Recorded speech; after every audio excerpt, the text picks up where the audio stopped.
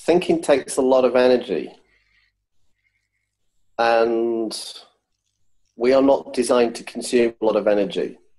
Nature is not designed, it's incredibly efficient. There's a thing called the principle of least action, a fundamental law of physics, which says that nature, we're designed, or nature finds takes the least amount of time and energy to achieve something, and it's constantly trending towards zero. So with greater efficiency, it trends towards zero. If nature's running at like 15% of the energy that it requires, it's like that works beautifully. Everything is fine, going like. If it needs to step up, it has that capacity to do so, and then it'll come back down. So if something in nature, and ourselves too, needs to apply more resources, we can step up because we can step up because we have that spare. We're incredibly efficient at this level, but we can step up to 100% and then come back down again. But somebody who's stressed, anxious, worried is running at 100%. Why it takes a huge amount of energy. There is no spare capacity. They are maxed out. So anything that changes in the environment or at work or the organizational circumstance, or whatever, you can't respond. You're maxed out. If you need to make a decision or something, you can't because you're maxed out. So what do we do? And society tells us we have to give it 150%. Telling you that's impossible. Okay, you're maxed out, and then you're really, really going to override. What happens? We have this thing called burnout. Yeah. People get stressed. Their body will take over and say, we have to shut you down. This is not good for you. You kind of override, trying to outwit the system. The system, you're not designed that. You're beautifully designed with elegant efficiency. Go and try and run a marathon at 100% and see how far you get.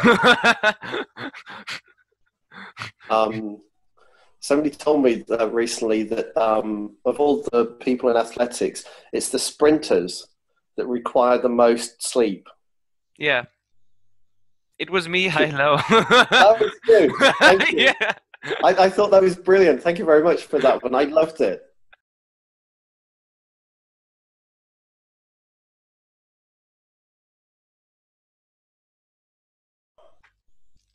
So when I talked about the snowboarding model, the way it's taught, what they do is they have this model of with putting their arms out. You can't quite see it on screen, but they put their arms out and say, well, if you turn that way, the board will go that way.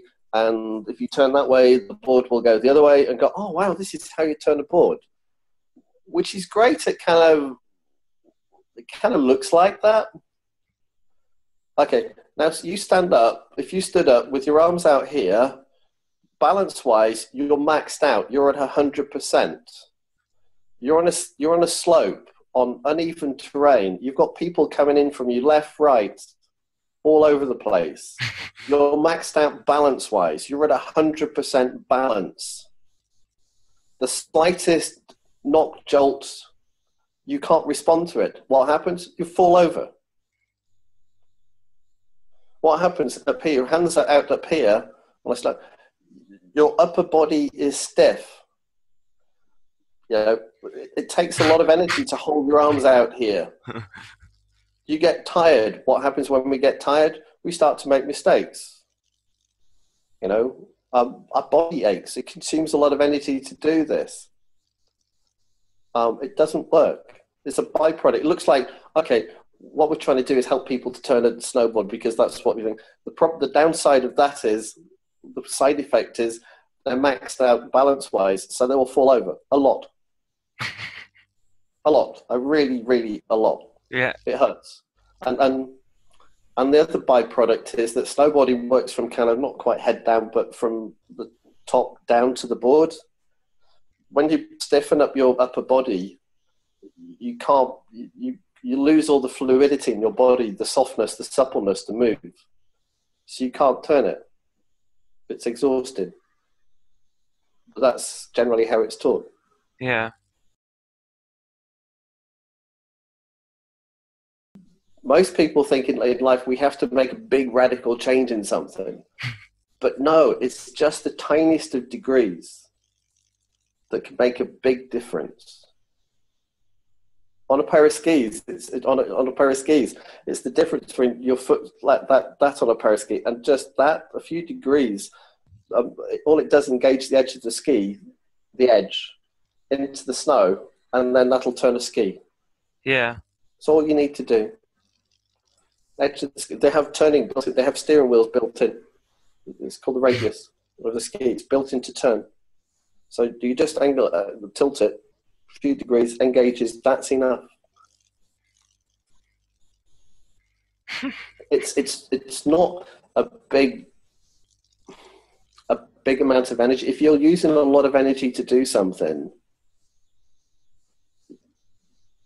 it's a waste. It's not how you design. You're playing with. If it's more complex than you think, you think it's more complex, you're looking in the wrong direction. So, we are designed to work incredibly simply. So what you're saying is that looking to the foundation is what's important, like where it's all coming from. That when we make it more complex, like you said, like when we're starting here in our head, like when some place where it's not coming from, it gets easier, and it gets a lot of work that to balance something out that is like wrong from the foundation. Yeah, it's not how you're designed to work, but because we can really be clever and smart, we think we can outguess the system. We can outsmart something which has been designed beautifully for 13.8 billion years. So you're designed to work and work things out pretty quickly.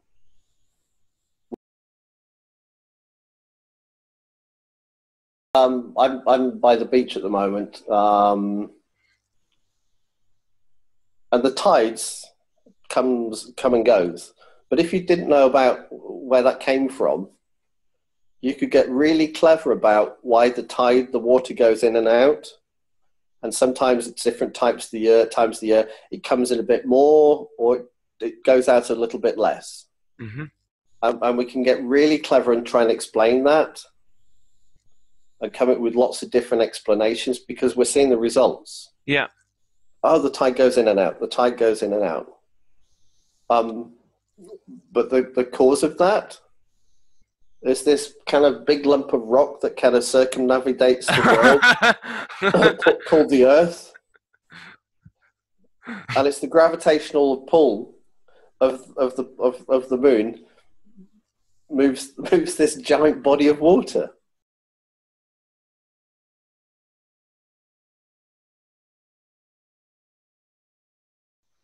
But if nobody told you that, you couldn't see it, didn't know it, you'd have to come up with an explanation of why. Yeah.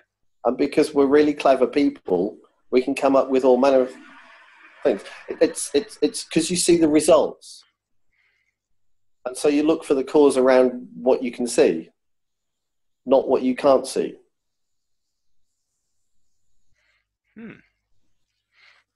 So when somebody says it works both ways, it's people with people from poor social backgrounds tend not to do as well in life. Okay, so it could be, I'm making up numbers, say 23% from a poor social background don't function or don't do particularly well in life compared to other people. Okay. So can you explain how the other 70-something% seem to do okay? They had the same experience? No. Actually, it's poor social background and actually bad housing as well. Okay, fine. So it's and then you say, well, actually, what about those people who had poor social backgrounds and poor housing and turned out fine? Okay. What it is actually, it's more complicated. There are multiple facets going on here. It's okay. They didn't do particularly well at school. Okay, so it's educational attainment, and it's to do with social background, and it's to do with housing. Okay. what about those people who have poor poor school results, social background, and housing, who turn out pretty good and fine? It's more complicated than that. Okay. That is known as science research is known as a drunkard search. You're kind of seeing the effects of something and trying to look at this as a cause and effect, when actually it's just a correlation. Mm-hmm. So an example would be, there's a correlation between drains overflowing and the sale of umbrellas. And because we're smart people, we can come up with all manner of reasons that cause and effect, but it's actually just a correlation. When you take a step back and say, well, actually, what's going on behind all of that shows up?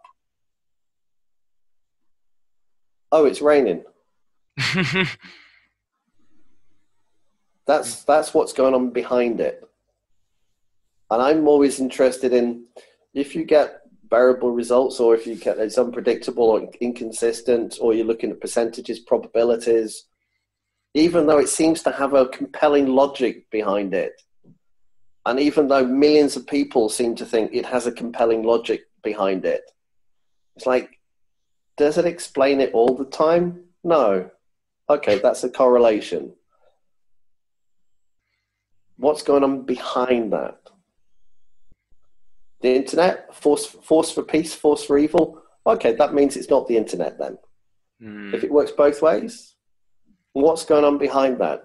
Yeah, what's going on behind it, Anthony? Well, it's people. It's like, what's going on behind people? It's just, we think. We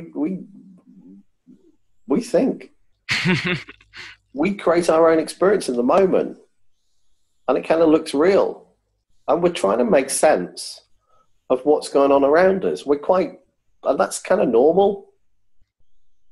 We're trying to make sense of the way people are around us, the way things are going on around us. We're constantly trying to make sense of it in the way that we can make sense of it.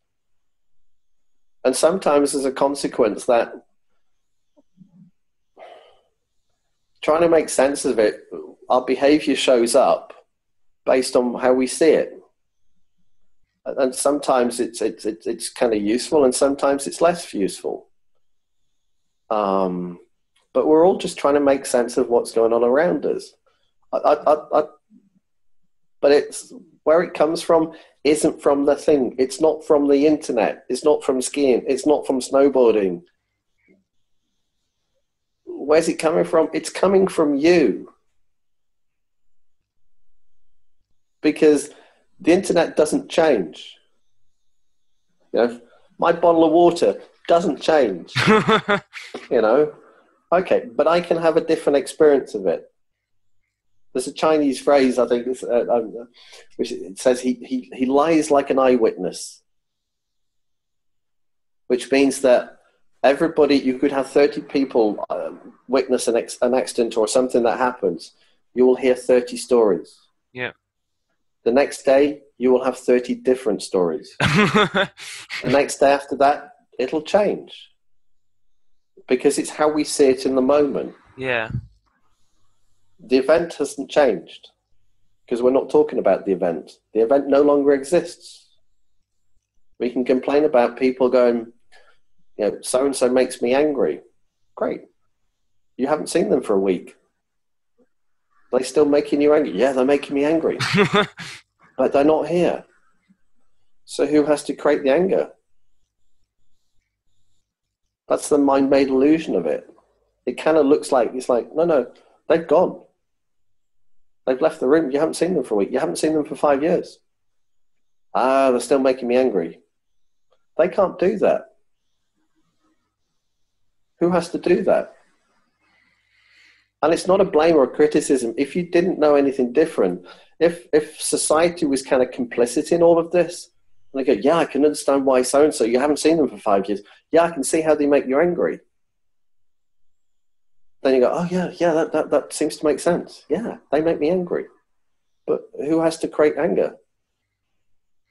You. Yeah. Mm-hmm. You kind of start to see it, and it seems that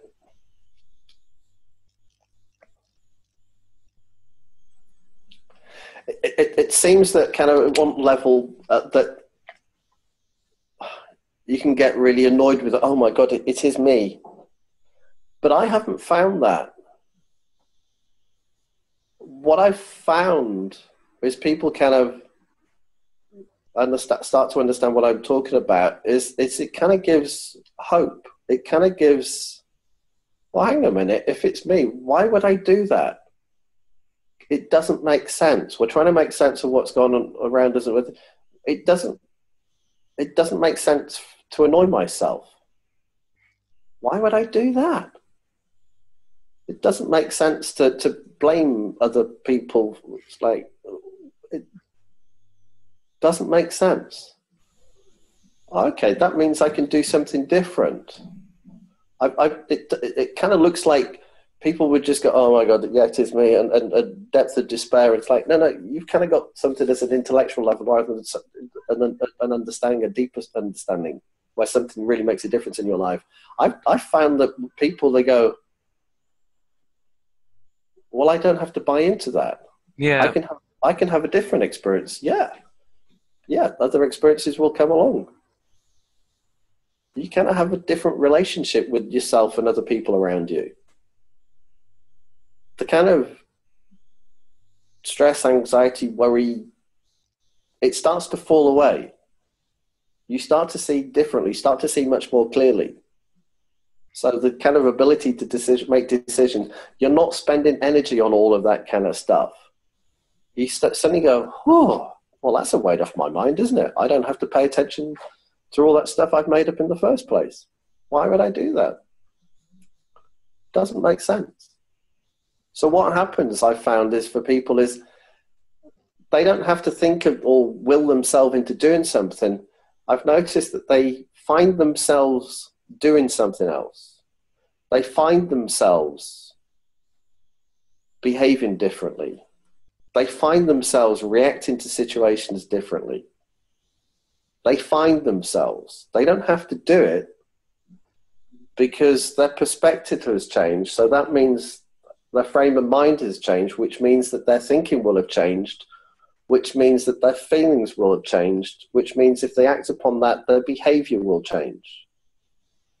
And it's just the slightest of changes can have all those consequences. It's not a big shift. It's like not a, oh my God, wow. Sometimes happens, but it's like, usually I haven't quite thought of it like that. It's like the snowboarding bindings, just move them a couple of degrees so it naturally fits your physiology, which is different for everybody. Just those few degrees suddenly frees up your body to move incredibly smoothly. The least amount of energy, not the most amount of energy, because you're no longer fighting yourself. You're just going with how you work quite naturally. Oh, and the hands don't have to be around here. Your hands put down, relax down by your side. Your body frees up. Oh, okay, it moves more naturally. And if you do hit a bump, because you're running at 20%, if you do hit a bump on the slopes, you can just put your arms up, well, oh, I've got some balance. And then when the bump's gone, you just got hands back down again. Relax. Catch myself, step up, and back down again. Wonderful. Thank You really brought some practical stuff into this episode.